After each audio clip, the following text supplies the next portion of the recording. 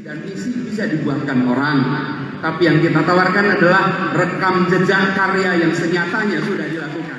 Apa iya rekam jejaknya yang katanya sebesar itu bakal hapus cuman gara-gara ganti slogan? Kecepatan beliau dalam mengeluarkan kata-kata itu tidak berbanding lurus dengan kecepatan beliau dalam mengeksekusi tata kota.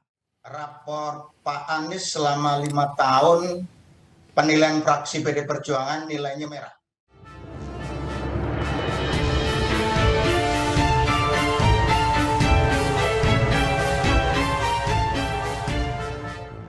Assalamualaikum warahmatullahi wabarakatuh. Salam sejahtera untuk kita semua, salam budaya.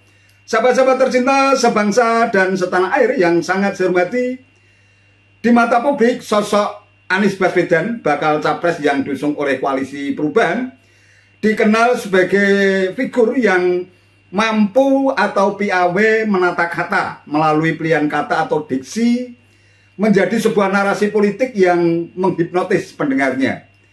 Hal itu bisa disaksikan ketika ex-gubernur DKI Jakarta itu berorasi atau berpidato di ruang-ruang publik. Ia juga tidak segan-segan untuk memamerkan rekam jejak terbaiknya yang diakui atau diklaim mampu menuntaskan janji politiknya kepada warga DKI Jakarta. Nah, pertanyaan yang kemudian muncul, benarkah kepiawaian Anies di dalam menata kata saat memamerkan rekam jejaknya itu berbanding lurus dengan kepiawaiannya di dalam menata kota Jakarta?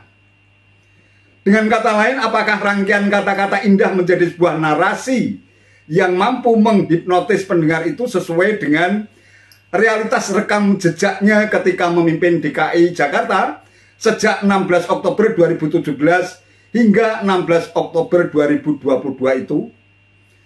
Nah, seorang wakil rakyat DKI Jakarta dari fraksi Partai Solidaritas Indonesia atau PSI yang memiliki fungsi kontrol dan pengawasan terhadap kinerja Anies selama memimpin DKI Jakarta tampaknya memiliki penilaian tersendiri. Menurutnya, kemampuan Anies di dalam menata kata tak berbanding lurus dengan kemampuan dirinya dalam menata kota. Kecepatannya dalam menata kata tak sebanding saat Anies mengeksekusi kebijakan dan menata kota yang dinilai lamban. Teman-teman relawan Indonesia Anies, mari kita tawarkan kepada rakyat Indonesia bukan sekedar visi, bukan sekedar misi. Karena visi dan misi bisa dikarang, visi dan misi bisa dibuatkan orang, tapi yang kita tawarkan adalah rekam jejak karya yang senyatanya sudah dilakukan. Kalau rekam jejak boleh diuji, rekam jejak bisa dibahas. Kalau visi yang menyusun tak perlu menyiapkan bukti, yang menentang pula tidak bisa menyiapkan buktinya. Okay? Sama-sama imajinasi, sama-sama tentang masa depan. Masa depan belum terjadi. Yang menulis tak perlu bawa bukti, yang menantang tak bisa punya bukti pula. Tapi rekam jejak bisa dilihat, rekam jejak bisa dinilai. Relawan kita semua, Indonesia Anies, kita tawarkan kepada rakyat Indonesia apa yang sudah dikerjakan di Jakarta sebagai bahan untuk kita tawarkan kepada Indonesia. Dengan kata kunci, keadilan sosial bagi seluruh rakyat Indonesia.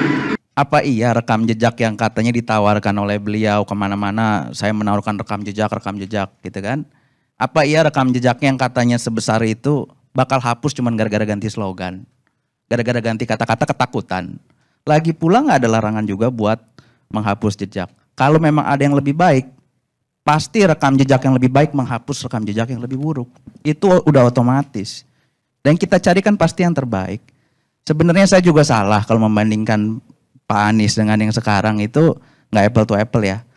Karena ya ada lagunya, ojo dibanding-banding ke. Ya mesti kalah. Kenapa saya ngomong kayak gitu? Yang pertama, kalau yang lalu, ini penafsiran saya sebagai anggota DPRD bekerja sama Pak Anies, saya punya hak untuk menilai. Kecepatan beliau dalam mengeluarkan kata-kata itu tidak berbanding lurus dengan kecepatan beliau dalam mengeksekusi tata kota. Jauh. Masih banyak contoh saya bisa keluarkan. Contoh, bisa saya kasih tahu nih, Perpres tentang LRT, Perpres 55 tahun 2018. Target dari Pak Jokowi ada sekitar 13-an rute LRT. Yang dikerjakan yang mana? Yang di dapil saya aja tuh, di Kelapa Gading Velodrome aja. Cuman bolak-balik Kelapa Gading Velodrome.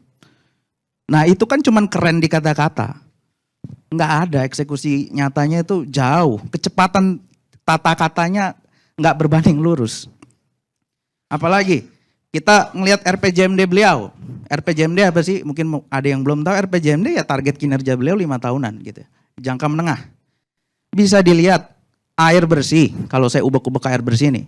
Di RPJMD, di masa akhir jabatan beliau itu, targetnya itu 79,6% warga DKI terkoneksi air bersih. Dari start awalnya itu cuma 60%. Ujungnya, kalau selesai masa jabatan 79%. Tapi sekarang realitasnya, saya baru tanya sama Dirut PDAM, Direksi PDAM. Berapa sih sekarang realisasinya dari target 79, awalnya di 60, baru 66. Berarti baru 6% kenaikannya dari zamannya Pak Anies sampai beliau selesai. Nah cuma 6%, berarti kecepatannya itu nggak secepat kata-katanya di RPJMD. Kecepatannya hanya 1% per tahun. Kalau begitu warga DKI butuh 34 tahun. Kalau dengan rate kecepatan seperti itu. Bahwa ada Ingub 49/2021, itu instruksi dari Pak Anies ke Sekda di 2021. Itu di 2021 tuh beliau sudah kerja berapa tahun, Bang Karni? Isinya apa? Isinya tolong dong, ini bahasa saya ya, tapi nanti silakan ditampilkan. Isinya intinya semua tolong Pak Sekda beresin. Semuanya yang prioritas daerah. Lah, terus tanggung jawab dan tanggung jawabnya itu semua diserahkan ke Sekda. Jadi kalau ada apa-apa Sekda yang salah. Itu di akhir masa jabatan baru suruh Sekda beresin semua. Sisanya cuman kata-kata di RPJMD yang manis-manis saja. Nah, di dalam Ingub itu konyolnya di masa akhir jabatan Pak Gubernur suruh Sekda bersih-bersih. Ada tulisannya apa? Tolong bikin master plan. Master plan buat apa? Yang pertama, master plan buat fiskal. Kedua, master plan buat aset daerah. Loh, orang kerja itu pasti udah punya master plan dulu di awal, baru kita kerjain 5 tahun. Ini kerja setelah sampai 2021 dari awal jabatan. Baru mau bikin master plan di 2021 akhir, di pertengahan ke akhir masa jabatan. Itu kan terlalu banyak narasi sampai beliau ngomong di forum apa tuh. Yang penting gagasan narasi di ujungnya baru karya. Karyanya ngerjain siapa? Kalau gitu gajinya Pak Anies kasih aja semua ke Sekda. Kalau tanggung jawabnya ada di Sekda, bisa di copy, bisa di zoom itu nanti Ingubnya tulisannya tanggung.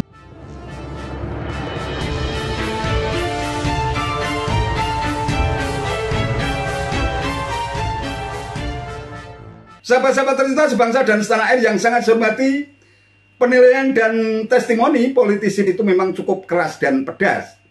Namun ibarat pil pahit, penilaian semacam itu sesungguhnya sangat diperlukan oleh Anies sendiri sebagai masukan yang sangat berharga, apalagi Anies juga memiliki ambisi besar untuk menjadi orang nomor 1 di negeri ini. Sebagai lembaga eksekutif, Presiden, Gubernur, dan lembaga eksekutif lainnya memang mengeksekusi program dan kebijakan politik untuk mewujudkan keputusan yang telah disepakati bersama lembaga legislatif. Nah, karena fungsinya sebagai seorang eksekutor, idealnya Anies memang tidak seharusnya terlalu banyak memanipulasi dan mengumbar kata-kata, tetapi harus lebih menonjolkan kerja dan aksi. Kalau pada akhirnya 23 janji politik Anies yang tertuang dalam RPJMD, sebagaimana yang disampaikan oleh politisi PDIP, ternyata hanya ada 3 yang berhasil dieksekusi dengan baik hingga masa jabatannya berakhir. Lantas bagaimana pertanggungjawaban Anies terhadap warga Jakarta? Namun ironisnya Anies justru malah terkesan memamerkan 20 janji politiknya yang dinilai gagal dieksekusi di Jakarta ini sebagai rekam jejak terbaik untuk membangun Indonesia. Jakarta dan Indonesia dengan menggunakan logika yang sangat sederhana sekalipun bisa kita bandingkan tingkat kompleksitas dan kerumitannya. Secara geografis, Indonesia yang terdiri atas sekitar 17.000 pulau, sedangkan Jakarta hanya sebuah titik kecil dari sebuah pulau dari ribuan pulau yang membentang dari Sabang Merauke, dari Miangas hingga ke Pulau Rote. Itu baru dari sisi geografis. Belum lagi dari kompleksitas dan kerumitan dari keberagaman suku, agama, ras, dan antar golongan dengan nilai kearifan lokalnya masing-masing. Kalau Anies gagal mengeksekusi program dan kebijakan di satu titik kecil, lantas dengan sangat percaya diri berkuar-kuar akan dijadikan sebagai legasi kepemimpinannya untuk dilanjutkan di wilayah Nusantara yang rumit dan kompleks.